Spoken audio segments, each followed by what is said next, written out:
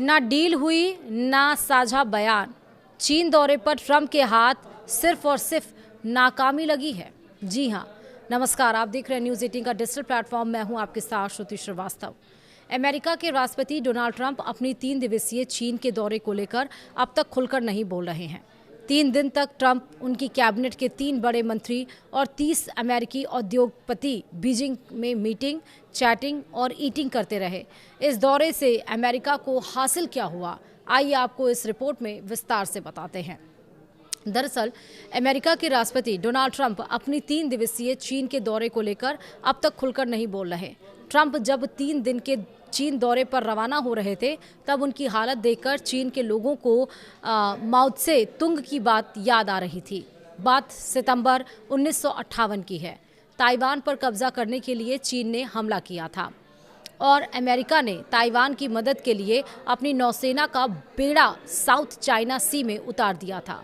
उस वक्त माओ त्से तुंग ने कहा था कि अगर अमेरिका ने अपनी आक्रामक और युद्धकारी नीतियां जारी रखी तो वो दिन दूर नहीं कि पूरी दुनिया उसे सूली पर लटका देगी और अमेरिका के सहयोगियों का भी यही अंजाम होगा। दरअसल चीन दौरे से पहले ट्रंप का हाल कुछ ऐसा ही था। ईरान युद्ध में अमेरिका अकेला फंसा था, सहयोगी देशों ने पल्ला झाड़ लिया था और ऐसे में ट्रंप को चीन की याद आई। 3 दिन तक ट्रंप, उनकी कैबिनेट के 3 बड़े मंत्री और 30 अमेरिकी उद्योगपति बीजिंग में मीटिंग, चैटिंग और ईटिंग करते रहे।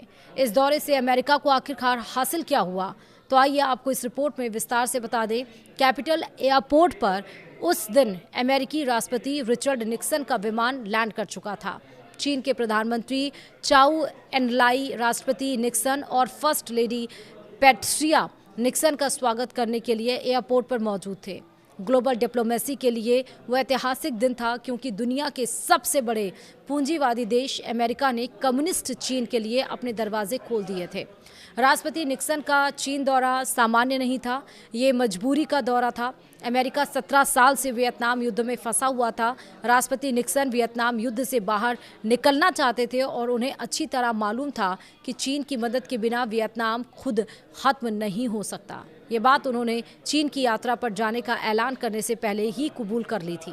राष्ट्रपति निक्सन को चीन से मदद चाहिए थी, इसलिए अमेरिका से चीन की उड़ान भरते समय वो पूरे रास्ते कूटनीतिक सौदे की लिस्ट बनाते रहे कि चीन को बदले में क्या दिया जा सकता है। कम्युनिस्ट चीन उस समय अमेरिका और पश्चिम देशों के लिए अछूत था। अमेरिका ने चीन को मान्यता तक नहीं दी थी। चीन की आर्थिक हालत खराब थी। राष्ट्रपति निक्सन ने कम्युनिस्ट चीन को आर्थिक मदद और पूंजी निवेश का भरोसा दिया। साथ ही चीन का भरोसा जीतने के लिए वो वहां की जनता, संस्कृति और इतिहास का बखान करते रहे। अमेरिका और चीन के रिश्तों का वर्तमान एक बार फिर अतीत की दहलीज पर खड़ा था। अमेरिका के राष्ट्रपति डोनाल्ड ट्रंप लगभग रिचर्ड निक्सन वाले हालात में ही चीन के दौरे पर पहुंचे। निक्सन को वियतनाम युद्ध के दलदल से बाहर निकलना था, तो ट्रंप ईरान युद्ध में बुरी तरह फंसे हुए थे। हॉर्मुज़ स्ट्रेट बंद करके ईरानी अपनी शर्तों पर समझौता करने की जिद पर अड़ा था। राष्ट्रपति ट्रंप को मालूम था कि ईरान का मसला चीन को साथ लिए बिना नहीं सुलझने वाला। हालांकि ट्रंप का लहजा चीन पर एहसान लादने जैसा ही था।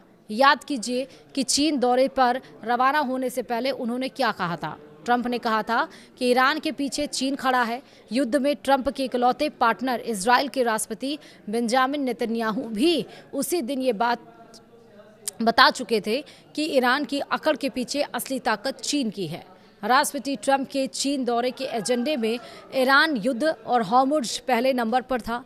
सवाल सिर्फ ये था कि ईरान पर चीन से दबाव डलवाना है तो बदले में ट्रंप चीन को क्या दे सकते हैं। इस सवाल का जवाब किसी के पास नहीं था, राष्ट्रपति ट्रंप के पास भी नहीं। लिहाजा उन्होंने चीन की तारीफों के पुल बांधने शुरू कर दिए। ईरान के मसले पर ट्रंप को चीन के राष्ट्रपति शी जिनपिंग ने मायूस कर दिया। उन्होंने ईरान को कोई संदेश देने के बजाय सिर्फ इतना कहा कि हॉर्मुज़ स्ट्रेट से गुजरने वाले जहाज़ों से टोल नहीं वसूला जाना चाहिए और न ही फारस की खाड़ी को जंग का मैदान बनाना चाहिए। चीन का इशारा अमेरिका की ओर ही था, जिसकी नौसेना ने ईरान की समुद्री नाकाबंदी कर रखी है। राष्ट्रपति ट्रंप ईरान और चीन की जिस रणनीतिक दोस्ती को खत्म कराना चाहते थे, उस दोस्ती का जन्म ही ट्रंप की वजह से हुआ। ये सिलसिला ट्रंप के पहले कार्यकाल में शुरू हुआ। राष्ट्रपति ट्रंप ने ईरान के साथ परमाणु समझौता रद्द कर दिया था। ईरान पर अमेरिकी प्रतिबंधों की मार बढ़ती जा रही थी और उस वक्त ट्रंप को उनके सलाहकारों ने बताया कि ईरान का 80% तेल चीन ही खरीद रहा है। लिहाजा ट्रंप ने चीन पर दबाव बनाना शुरू कर दिया कि वो ईरान से तेल खरीदना बंद कर दे। खबर थी कि अमेरिका से टकराव टालने के लिए चीन ऐसा करने के बारे में सोच रहा है, लेकिन 2 महीने बाद ही जुलाई 2019 में राष्ट्रपति ट्रंप ने चीन की सरकारी तेल कंपनियों पर पाबंदी लगाने का ऐलान कर दिया। ट्रंप सरकार के इसी फैसले ने चीन को उकसा दिया और इसके बाद चीन को अमेरिका की दादागिरी बर्दाश्त नहीं थी। ईरान पर शिकंजा कसने के लिए चीन की गर्दन पकड़ने का यही दांव अमेरिका ने फिर आजमाया। राष्ट्रपति ट्रंप के चीन दौरे से ठीक पहले अमेरिका ने बीजिंग की 5 तेल कंपनियों पर प्रतिबंध लगा दिया, क्योंकि चीन की यही कंपनियां ईरान से तेल खरीद रही थीं और इस बार चीन का जवाब सिर्फ डिप्लोमेटिक नहीं था। चीन की सरकार ने खुला ऐलान कर दिया कि उसे अमेरिका के प्रतिबंधों से कोई फर्क नहीं पड़ता। वहीं ट्रंप के दौरे से ठीक 2 दिन पहले चीन ने समझा दिया था कि अमेरिका की सरकार चाइना की कंपनियों पर प्रतिबंध लगाकर युद्ध संकट में उससे मदद की उम्मीद भी कैसे कर सकता है, वो भी तब जब चीन के साथ सौदेबाजी करने के लिए अमेरिका के पास कोई ट्रंप कार्ड नहीं है।